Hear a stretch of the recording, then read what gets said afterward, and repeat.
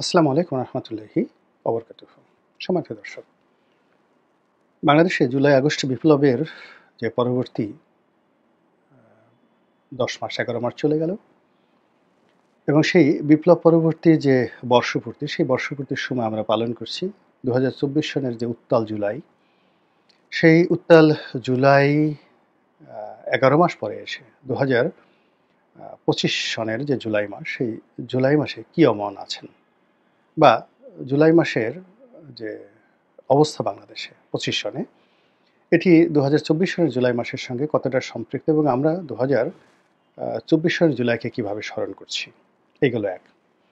২ নম্বর হলো যে আগস্ট মাসের ৫ তারিখ ২০২৪, যেদিন শেখ হাসিনার পতন হয়েছিল এবং সারা বাংলাদেশে যে উৎসব এবং সেদিন যা কিছু হয়েছিল এই বাংলায়, অমন ঘটনা এ জীবনে আমি দেখিনি। এমনকি যাকে বলা হয় যে ১৬ই ডিসেম্বর ঢাকার রাজপথে কী ধরনের পরিবেশ ছিল, পরিস্থিতি ছিল, ওটা আমার জানা নেই। যারা প্রত্যক্ষদর্শী তারা বলতে পারবেন। কিন্তু আমি যেটা ২০২৪ সনের আগস্ট মাসের বিকালবেলা দেখেছি, ৬ আগস্ট দেখেছি, এই দৃশ্য আমি যতদিনই বাংলাদেশে বাঁচব ততদিন আমি ভুলতে পারব না। এখন সেই যে আনন্দ, সেই যে উল্লাস, ২০২৪ সনের ৫ তারিখে আমি যখন সকালবেলা বাসা থেকে বেরোলাম, একটা অনিশ্চিত ভবিষ্যৎ। মুষলধারে বৃষ্টি হচ্ছে ঢাকাতে, পুরো ঢাকা শহরে কারফিউ। তার মধ্যে সকাল ৯টায় আমি বাসা থেকে বেরোলাম একটা রিকশায় করে। আপাতমস্তক সারা শরীর ভিজে চুপচুপ হয়ে গেলাম।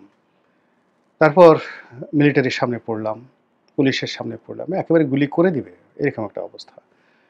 এবং আমি আমার যেটা পরিচিতি আছে বা ফেজ আছে, ওটা প্রদর্শন করার সময় আমি পাচ্ছিলাম না। এর কারণ হলো আমি যে রিকশাতে ছিলাম, রিকশার হুড টানা ছিল, সামনে পর্দা ছিল। দ্বিতীয়ত এত বৃষ্টি হচ্ছিল, মুষলধারে বৃষ্টি হচ্ছিল যে ঠিক ৪-৫ হাত দূরের মানুষকেও কিন্তু চেনা যাচ্ছিল না।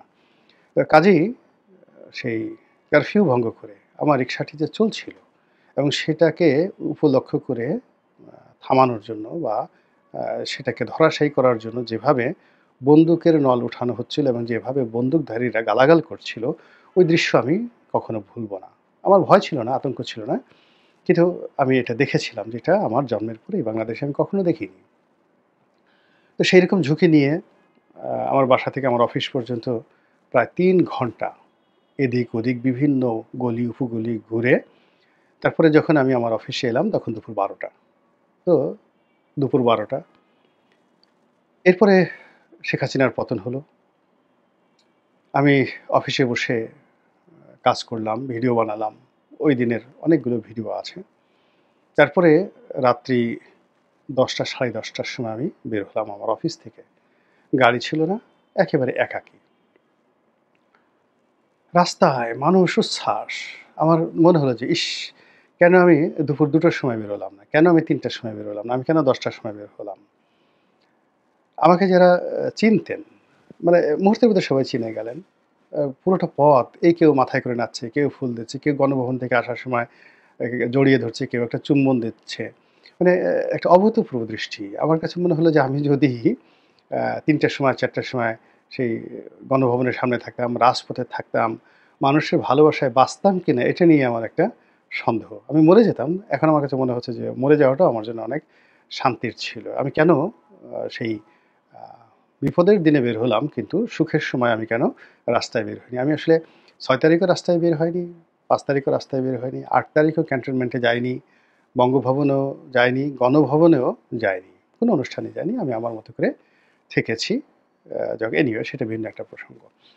এখন যে আনন্দের আ অংশীদার আমি, উচ্ছ্বাসের ভাগীদার আমি, গত ১১টি মাস ধরেই ধীরে, ধীরে আমার সেই উৎসাহ, আনন্দ বিষাদে পরিণত হয়ে গেছে আপনাদের অনেকের মতন করে। আমি যে স্বপ্ন দেখেছিলাম, যে আশা করেছিলাম, আ সেই আশা এবং স্বপ্ন পুরোটাই রিভার্স হয়ে গেছে। সেই স্বপ্ন যে শেখ হাসিনার ফ্যাসিবাদের পরিবর্তে একটি নতুন গণতান্ত্রিক বিধি ব্যবস্থা আসবে। এটি আইনশৃঙ্খলার অবনতির পরিবর্তে উন্নতি হবে। ছাত্রলীগ থাকবে না, যুবলীগ থাকবে না, তারপর ফ্যাসিবাদ থাকবে না। শুধু গণতন্ত্র থাকবে, মানুষের প্রেম থাকবে, ভালোবাসা থাকবে, হাসি থাকবে, উচ্ছ্বাস থাকবে, ব্যবসা-বাণিজ্য সবকিছুই থাকবে। এবং আমি 2019 সনে সিদ্ধান্ত নিয়েছিলাম যে শেখ হাসিনার পতনের পর আর সক্রিয় রাজনীতিতে জড়াবো না, অর্থাৎ ইলেকশন এগুলো আর করবো না। তো এই বিষয়টা নিয়ে জনাব তারেক রহমান সাহেবের সঙ্গে আমার বেশ খোলামেলা আলোচনা হয়েছে এবং উনি খুব আশ্চর্য হয়ে গেলেন যে, "রনি ভাই, তাহলে আপনি এলেন কেন?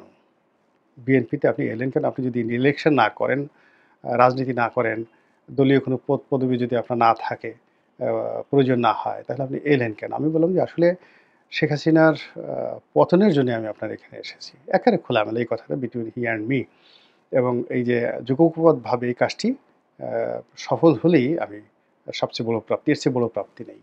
তো যার জন্য যখন ৫ তারিখে শেখ হাসিনা চলে গেলেন, তখন আমি আসলে আবেশে একেবারে চোখ বুজে ফেলেছি। আমার আর কিছু দরকার নাই। যদি সবকিছু স্বাভাবিকভাবে চলতো, আ তাহলে আমার হয়তো YouTube করা হতো না। আমাকে আপনি কখনো আর Facebook এ দেখতেন না। আমি আর লিখতাম না। আমি একেবারে পুরোপুরি অবসর নিয়ে নিতাম। একেবারে অবসর। এর কারণ হলো অবসরে যাওয়ার জন্য যথেষ্ট যাকে বলা হয় আমার কারণ আছে। আমি ৮৬ সন থেকে কন্টিনিউয়াসলি পরিশ্রম করছি। এই যে দেখেন আমি কথা বলছি, আমার গলাটা কিন্তু আজকে প্রায় ১৫ দিন যাবৎ আমি অসুস্থ। ভীষণ রকম অসুস্থ। তো এই অসুস্থের মধ্যে একটু গরম পানি খাই, পা ভিজিয়ে রাখি গরম পানিতে, গলাটা একটু ভালো হয়, তারপরে কথা বলি। এমনকি একটা পত্রিকাও ঠিকমতো পড়তে পারছি না, খাইতে পারছি না, ঘুমাতে পারছি না। সব মিলিয়ে পুরো শরীরের মানে বাইরে দেখে বোঝার উপায় নাই। কিন্তু শরীর আর পরিশ্রম নিতে পারছে না। তো কাজেই আমার আসলে রিটায়ারমেন্ট দরকার। আমার ছেলেমেয়েরাও বড় হয়ে গেছে। আমি বিয়ে করেছি 1986 এ। আমার বড় ছেলেটি আ ১৯৯৪ সনে আ এই পৃথিবীতে এসেছে। মেয়ে, ছেলে তাদের বিয়ে হয়ে গেছে। ছোট ছেলে তারাও মানে সবাই established। এখানে আ একটা মানুষের কাজ করা, পরিশ্রম করা এখন আসলে আল্লাহ বিল্লাহ করা ছাড়া আমার আসলে তেমন কোনো কাজ নেই।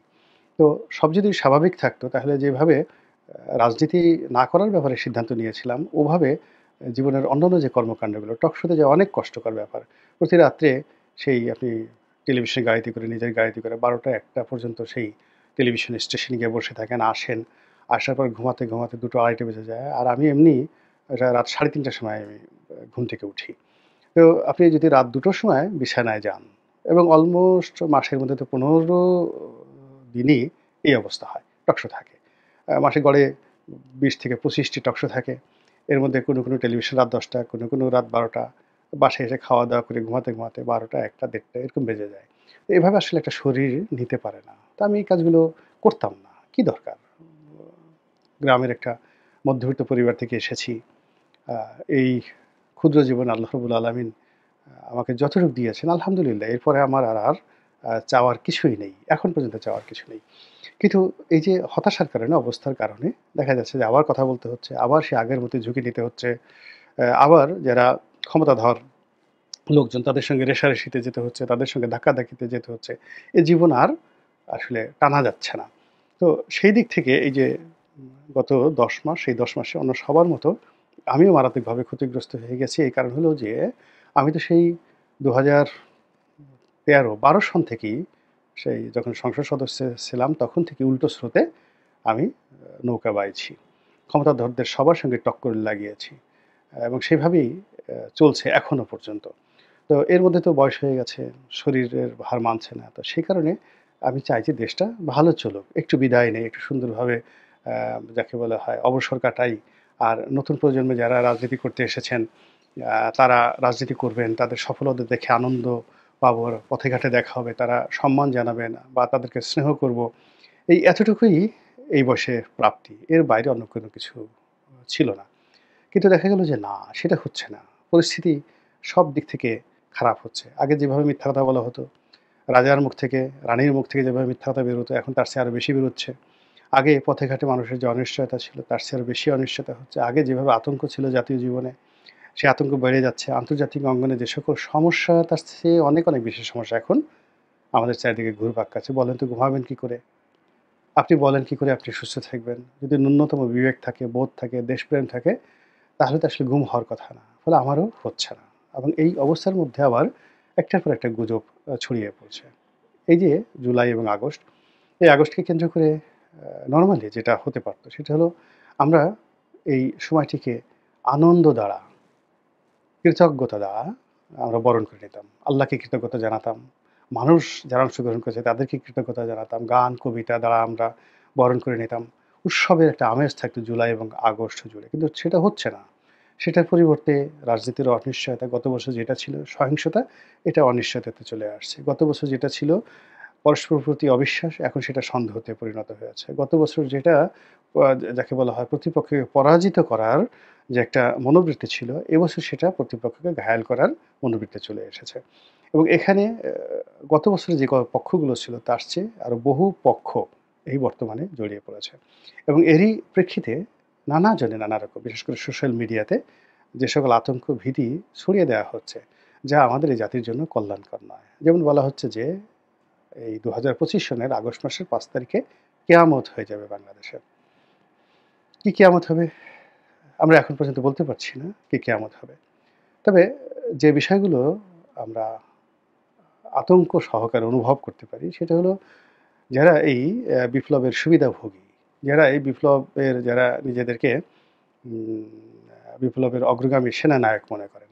আচ্ছা, আপনারা বলেন তো যে পৃথিবীর এমন কোনো যুদ্ধ আছে যে যুদ্ধে সেনাপতি বিদেশে থেকে যুদ্ধের নেতৃত্ব দিয়েছেন? এটা হয়নি। যুদ্ধের সেনাপতিকে যুদ্ধের ময়দানে থাকতে হয়। তো এক্ষেত্রে জুলাই আগস্টে যারা বিপ্লবী, যারা বিজয়ী, তারা সবাই বাংলাদেশে ছিলেন এবং এখন পর্যন্ত যারা বাংলাদেশে আছেন তারাই এটার নেতৃত্ব দিবেন, এটাই স্বাভাবিক। কিন্তু দুর্ভাগ্যজনক হলেও সত্যি যে প্রচলিত রাজনৈতিক দল, আ তাদের বড়, বড় রাজনৈতিক দলের যে নেতৃত্ব তারা এখন বিদেশে। আওয়ামী লীগের সবাই বিদেশে পলাতক। তারপরে বিএনপির তারেক রহমান সাহেব বিদেশে, তার স্ত্রী, পরিবার-পরিজন তারাও সবাই বিদেশে। অথচ মূল নেতৃত্বটা লন্ডন থেকে কিন্তু আ পরিচালিত হচ্ছে। ফলে লন্ডন থেকে যখন ইথারে কোনো একটি কমান্ড আসে, সেটা স্কাইপের মাধ্যমে আসুক, টেলিফোনে আসুক, যেভাবে আসুক, এটা যার কানে আসে ওটার সে কার্যকারিতা ওভাবে থাকে না। নেতা নিজে মাঠে উপস্থিত থেকে যদি কোনো একটা কাজকর্ম করতেন, সেটা অনেক সুবিধা হতো। অন্যদিকে বিপ্লবের যারা হর্তাকর্তা, এই মুহূর্তে হর্তাকর্তা, তারা যদি বিপ্লবটা তাদের নিজস্ব মস্তিষ্ক প্রসূত হতো এবং নিজেদের যোগ্যতা, প্রজ্ঞা, মেধা অনুযায়ী যদি তারা সফল হতেন, তাহলে আজকে বিপ্লবের এই অবস্থা হতো না। বিপ্লবের মধ্যে অনেক গুণ ছিল, বিপ্লবের মধ্যে অনেক হাত ছিল, অনেক দেশি এবং বিদেশি অজ্ঞাত শক্তি এই বিপ্লবের সঙ্গে জড়িত ছিল। এখন প্রায় সব পক্ষ এই বিপ্লবের ক্রেডিট নেওয়ার জন্য টানাটানি করছে। কেউ এটার সঙ্গে ডিপ স্টেট, আমেরিকার যে ডিপ স্টেট পলিসি, সেটার যাকে বলা হয় প্রভাব খুঁজে বেড়াচ্ছে। কেউ এটার সঙ্গে সিআইএ এর প্রভাব খুঁজে বেড়াচ্ছে, কেউ এটার সঙ্গে রয়ের প্রভাব খুঁজে বেড়াচ্ছে, কেউ মোসাদের প্রভাব খুঁজে বেড়াচ্ছে, কেউ চীনের প্রভাব খুঁজে বেড়াচ্ছে, কেউ ইউটিউবার যারা বিদেশে বসে ইউটিউব করে তাদের প্রভাব খুঁজে বেড়াচ্ছে। কেউ বলছে যে না, আমি তো ফেসবুকের মাধ্যমে বিপ্লব ঘটিয়ে দিয়েছি। কেউ বলছে আমরা ইউটিউবের মধ্যে সব ঘটিয়ে দিয়েছি। আমি যদি ইউটিউবের কথা না বলতাম এটা কি হতো? কেউ হয়তো বলছেন যে আমি তো ৫ আগস্ট কি হতে যাচ্ছে? বঙ্গবন্ধু ভবনে কেয়ামত নিয়ে গুরুত্বপূর্ণ তথ্য দিল গোলাম মাওলা রনি। কারণেই যে বিপ্লবটা শুরু হয়েছে, রক্তাক্ত বিপ্লবটা শুরু হয়েছে। আমি যদি লাল না করতাম এটা হতো। এই সকল বিষয়াদি নিয়ে তর্ক এবং বিতর্ক এবং ক্ষেত্র বিশেষে একে অপরের সঙ্গে যে শত্রুতা এতটা প্রবল পর্যায়ে পৌঁছে গেছে যে বিপ্লবের নীতি, আদর্শ, লক্ষ্য এবং উদ্দেশ্য সবকিছু এলোমেলো হয়ে গেছে। এবং তারই প্রেক্ষিতে সেই ২০২৪ সনে যে করণীয়গুলো ছিল বিপ্লবীদের, সেই করণীয়গুলো তারা করতে পারেনি। আ যেহেতু কোনোটাই স্বয়ংসম্পূর্ণ ছিল না। আ কেউ বুদ্ধি দিয়েছেন একজনে, কাজ করেছেন একজনে, টাকা দিয়েছে একজনে, রসদ দিয়েছেন একজনে। যদি এখানে অন্য কোনো লজিস্টিক সাপোর্ট থাকে সেটা দিয়েছেন একজনে। তো এই সবগুলো একত্র করে একটা পলিসি নেওয়ার মতো পরিবেশ পরিস্থিতি ২০২৪ সনের মধ্যে হয়নি। ২০২৫ সনে এসে দেখা গেল যে অনেক ভুল হয়ে গেছে, কিন্তু সেই ভুলগুলো শুধরানোর মতো পরিবেশ পরিস্থিতি হলো না। কেউ বলল বিপ্লবী সরকার, কেউ বলল শাহাবুদ্দিন চুপ্পুকে বঙ্গভবন থেকে তাড়াতে হবে। কেউ বলল ডক্টর মোহাম্মদ ইউনূসকে প্রেসিডেন্ট বানাতে হবে। কেউ বলল যে প্রেসিডেন্সিয়াল ফর্ম অফ গভর্নমেন্টে যেতে হবে।